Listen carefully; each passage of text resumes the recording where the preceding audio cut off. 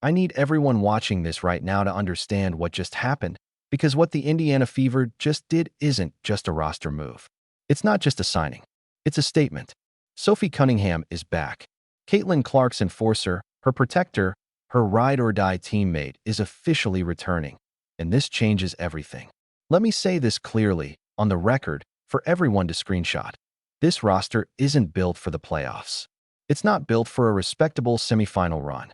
This roster is built to hang a banner in Gainbridge Fieldhouse.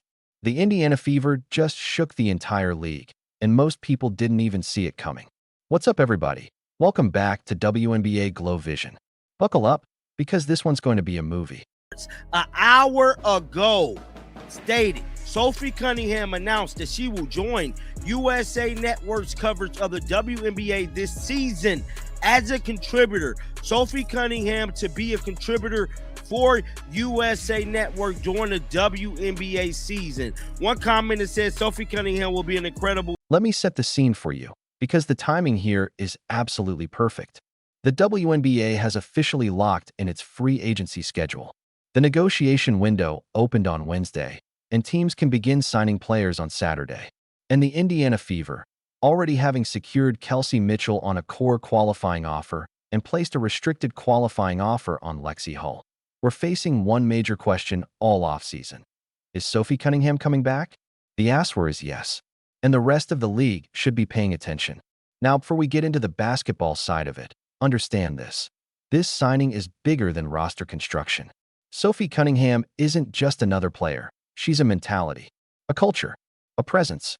She represents exactly what Indiana is trying to become. And bringing her back sends a message. We are not here to be liked. We are here to be feared. Take it back to June 2025.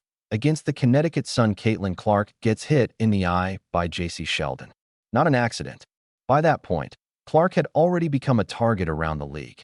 Teams schemed for her, talked about her, planned for how to welcome her into the WNBA physically. Cunningham knew that energy firsthand. She had been in those locker rooms.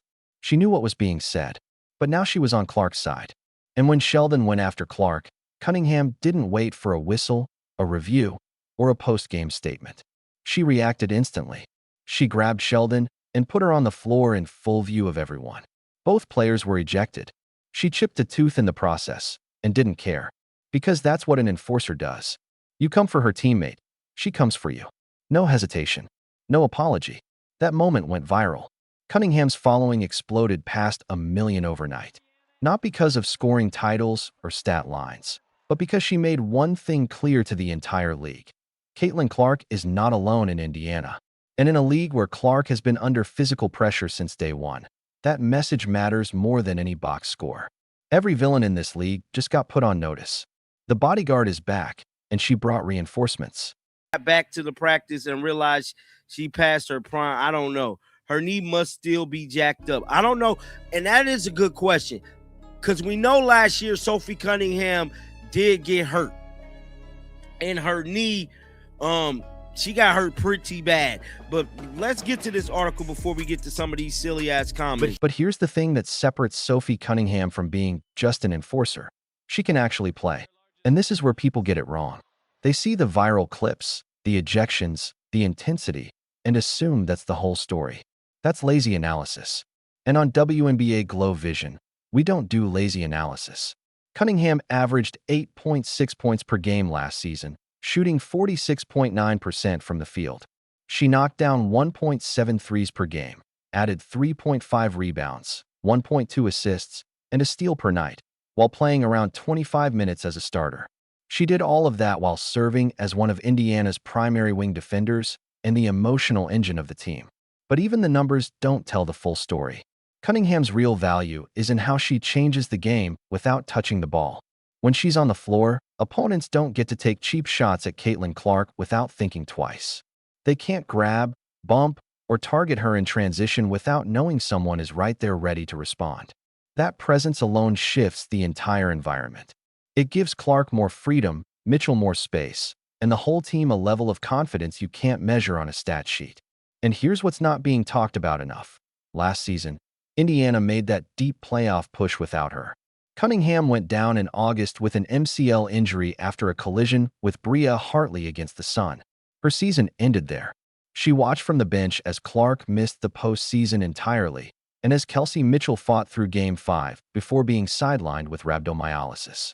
All she could do was sit, support, and watch. Now fast forward. She's healthy. She's motivated. And she's coming back with a chip on her shoulder the size of the entire state of Indiana. You think she's coming back to ease into things? To quietly put up 8 points and collect a paycheck? Not a chance. She's coming back with a vengeance. And the team that already pushed to the edge of a finals run without her is about to find out what happens when you add that kind of edge to an already dangerous roster. This isn't just a signing. This is Indiana loading the final bullet into the chamber. Based off what I researched earlier today after the live, it's year 4 for Aaliyah Boston. She do one between 900,000 to like 1.2 million. Then we got Caitlin Clark. She's getting a $500,000 off the rip. She was the first-time WNBA all-team two seasons. Now let me paint the full picture, because I need you to understand exactly what this roster looks like on paper and why every general manager in the WNBA just lost sleep tonight. Starting at point guard, Caitlin Clark, the most electrifying player in women's basketball. A generational passer, a logo-range shooter, and a player who averaged 16.5 points and 8.8 assists per game before injuries cut her 2025 season short after just 13 games. And even then, Indiana still made the semifinals. Now Say's back, fully healthy, fully recovered, and by all reports, in the best shape of her career. She spent the entire offseason rehabbing, training, and preparing for what she's calling her revenge season. And when Caitlin Clark says she's coming back angry, you should believe her. At shooting guard, Kelsey Mitchell, 20.2 points per game, led the league with 111 made threes. A first-team All-WNBA guard and 3-time All-Star. The definition of consistency. She scored 34 points in Game 1 of the semifinals against the Aces, never missed a game, never took a night off, and just signed a $1.4 million Supermax deal to stay in Indiana. She's not going anywhere, and neither is her killer instinct. At small forward, Sophie Cunningham, the enforcer, the tone setter, the emotional engine that turns a good team into a dangerous one. A 47% shooter who spaces the floor, defends at a high level, hits clutch threes, and makes opponents think twice before crossing the line. A Taekwondo black belt since age 6. A competitor built for chaos, and she's back. At power forward, Aaliyah Boston, an all-star, national champion at South Carolina, and a player who hit a game-winning buzzer beater to eliminate Atlanta in the 2025 playoffs. She averaged 14 points and 8 rebounds, dominates in the post, facilitates from the elbow, and protects the paint. And under the new CBA, she's now max eligible because Indiana is ready to pay her like a superstar. At wing, Lexi Hull, the defensive specialist who played all 44 regular season games and all 8 playoff games. A Stanford product who guards the opponent's best perimeter scorer every single night without complaint. She even posted a 16-point, 10-rebound double-double against the Aces in the semifinals. Indiana made sure she stayed with a restricted qualifying offer. She's not going anywhere. Now read it again. Clark, Mitchell, Cunningham, Boston, Hull. 5 players who've been through the fire together. 5 players who played through injuries, rotations, and chaos. 5 players who dragged a battered roster to the semifinals with half the team unavailable. And now they're all healthy. All together. All hungry.